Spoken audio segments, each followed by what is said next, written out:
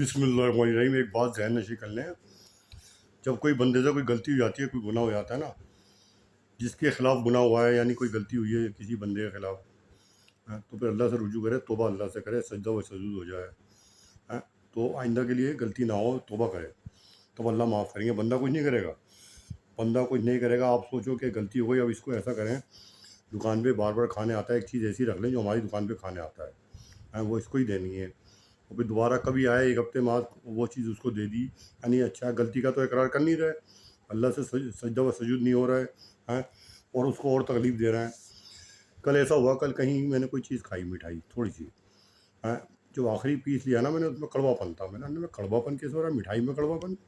خیر وہاں سے جب چلا، میں نے اس سے یہ کہہ دیا، بھائی صاحب اللہ تعالیٰ چھٹائی کر دیں گے، دکان سے بھی جاؤ گے، مال سے بھی جاؤ گے، جو بھی بدماشی کر رہا ہے آدمی۔ یہ مت سوچو کہ کیا کہتے ہیں اللہ تعالیٰ کی بہت بڑی طاقت ہے، پتہ چلا جو دکان ایک جم گئی تھی، کاروبار ہو رہا تھا، گھر گریزی چل رہی تھی، اس سے جاؤ گے اور جان سے بھی جا سکتے ہو، چھاڑ دیں گے اللہ تعالیٰ۔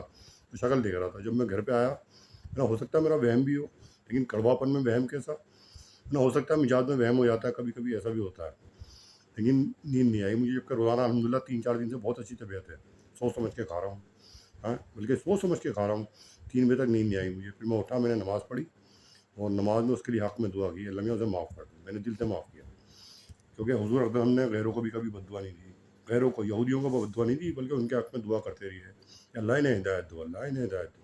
تو میرے دل میں یہ بات آئی، وہ تو مسلمان ہے، پھر میں اس کے حق میں بد دعا کیسے دے دوں؟ میں نے اس کے حق میں اور دعا کی، اور آنکھ میں آنسو بھی آیا اللہ کے فضل سے، سعادت تھی، میں نے اس کے حق میں دعا کی نا، دعا کر کے جو لیٹا، ایک دم لیٹتے ہی نیند آ گئی 3 بجے ایسی نیند آئی، 5 بجے آنکھ کھلی، ماشاءاللہ سنتیں پڑھیں، تسبیحات پڑھیں، اور اب جو ہے نماز پڑھ کے کچھ تقریر بھی ڈال دی تھی، اب قرآن کی تلاوت کروں گا، طبیعت بالکل ٹھیک ہے الحمدللہ۔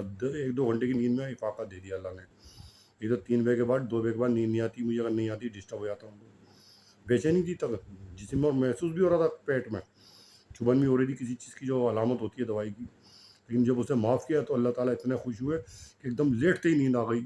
تو یہ ہے معافی کا، یعنی اللہ تعالیٰ خوش ہوتے ہیں، کوئی بندہ تکلیف دے رہا ہے اسے معاف کر دو، اور اللہ تعالیٰ اس کو ہدایت دے آئندہ کے لیے کہ ایسا عزم نہ کرے، کیونکہ پتہ چلا ایمان تو جائے گا ہی جائے گا، مال بھی جائے گا اور جان بھی جائے گی، بھی بچے فاقہ کریں گے، پھر پتہ چلے گی اسے کہ اللہ سے رجوع کرنے کے بدلے اور انتقام لے رہا ہے، اچھا ہے مر جائے، میری پکڑ نہ ہو، توبہ توبہ۔ اللہ اس کو ہدایت کاملہ عطا فرمائے۔ یہ حدیث ہے، ذرا سماعت فرمائیں۔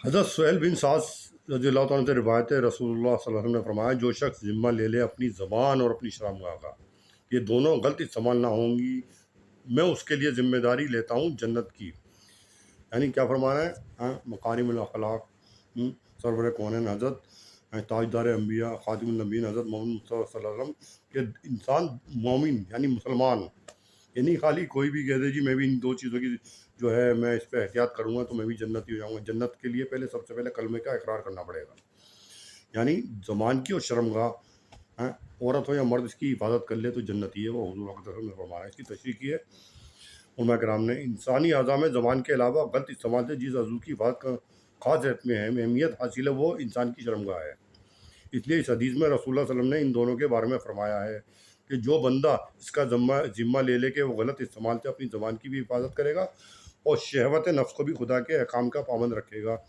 میں اس کے لیے اللہ کی طرف سے جنت کا ذمہ لے سکتا ہوں۔ یہ یہاں پر یہ بات ملحوظ رہنی چاہیے کہ رسول اللہ صلی اللہ علیہ وسلم کے اس قسم کے ارشادات کے مخاطبت وہ اہل ایمان ہوتے ہیں، یعنی دیکھیے بات آ گئی نہیں، اللہ تعالیٰ نے اپنے فضل سے یہاں بات ظاہر کر دی جو میں نے کہا کہ ایمان شرط ہے، جو آپ کی ہی کی تعلیم و تلقین سے اس بنیادی حقیقت کو جان چکے تھے کہ اس قسم کے وعدوں کا تعلق صرف ان لوگوں سے ہے جو صاحب ایمان اور ایمان کی بنیادی مطالبات کو بھی ادا کرتے ہوں۔ سمجھ میں آئی بات؟ حضرت سفیان بن عبداللہ ثقفی رضی اللہ عنہ سے روایت ہے کہ میں نے رسول اللہ صلی اللہ علیہ وسلم سے عرض کیا، حضرت میرے بارے میں جن باتوں کا حضور کو خطرہ ہو سکتا ہے ان میں زیادہ خطرناک اور خوفناک کیا ہیں؟ سفیان کہتے ہیں آپ نے اپنی زبان مبارک پکڑ کر فرمایا سب سے زیادہ خطرہ اسی سے ہے، زبان سے زیادہ خطرہ ہے، مطلب یہ کہ تم سے کسی اور برائی کو زیادہ خطرہ نہیں ہے، البتہ یہ خطرہ ہے کہ تمہاری زبان بیجا چلے، لہذا اس کے بارے میں ہوشیار اور محتاط رہو۔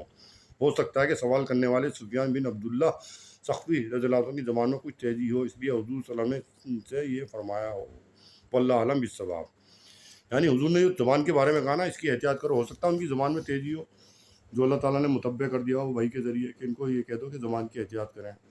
سمجھ بھائی. تو حضور اکرم صلی اللہ علیہ وسلم مخاطب جو ہوتے تھے، جس سے مخاطب ہوتے تھے، اس کے کوئی مرد ہوتا نا، اس کے مطابق اس کی اصلاح فرماتے تھے. سمجھ بھائی. حضور اکرم صلی اللہ علیہ وسلم کیا چیزیں، دو چیزیں کا آج کے دور کا مسلمان حفاظت کر لے، یعنی زبان کی اور نفس کی.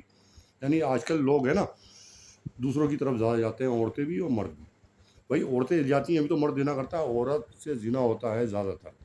عورت اس کی جو ہے نا راستہ عورت ہے زنا کا، کیونکہ عورت بے پردے نکلے گی، دوسرے کو دعوت دے گی، جبھی تو مرد زنا کرے گا. عورت اگر پردے میں رہے گی، مرد کی مجال نہیں جو اس کی طرف دیکھ لے اور جو زنا کر دے. پہلی سیڑھی ہو مطلب خود عورت دعوت دیتی ہے، جبھی مرد آگے بڑھتا ہے. سمجھ بھائی. کہا نا کہ اس کو بے پردہ رہنے کی تو عذاب ہوگا ہی ہوگا. جو لوگ اس کو دیکھ رہے ہیں ان کو بھی گناہ ہے، لیکن جو سب دیکھ رہے ہیں، 1000 آدمی اس کو دیکھ رہے ہیں، 1000 آدمی کو وبال بھی اس کے سر پڑے گا کہ ذمہ دار تو بنی اس کو ان کی بد نگاہی کا. یعنی تو بے پردہ نکلی تبھی تو بد نگاہی کر رہے ہوں، یعنی ان کا گناہ بھی تجھ پہ رکھا جائے گا. پردہ ایک ایسی چیز ہے جناب. سمجھ میں آئی بات. ذہن نشی کر لیں. اللہ تعالیٰ ہمیں سب کو تقوی کے ساتھ ہیں اور دوام طاعت کے ساتھ شریعت پر، عین شریعت پر عمل کرنے کی توفیق آسانی سے نوازے. اور یہ تمام چیزیں ہیں جو تقوی ہیں. اصل عبادت نماز روزہ ہے ضروری ہے، لیکن ان کے ساتھ یہ ضروری ہے، یعنی بد نگاہی زنا یہ کر رہا ہے نا گناہ، تو نماز روزہ بھی قبول ہمارا نہیں ہوگا. ان چیزوں سے بچنا ضروری ہے. اللہ تبارک تعالیٰ تمام سامعین حضرات کو ثبات علی ایمان عطا فرمائے اور اعمال صالحہ کی توفیق آزانی سے نوازے. ان کے طفیل میں اللہ تعالیٰ گن درگن کو بھی توفیق آزانی سے نوازے اور ثبات علی ایمان مرتے دم تک نصیب ہو اور غیروں کو اللہ تعالیٰ ہدایت کاملہ عطا فرمائے. آمین ثم آمین. یا سید المرسلین حضرت محمد مصطفیٰ صلی اللہ علیہ وسلم کثیرا کثیرا.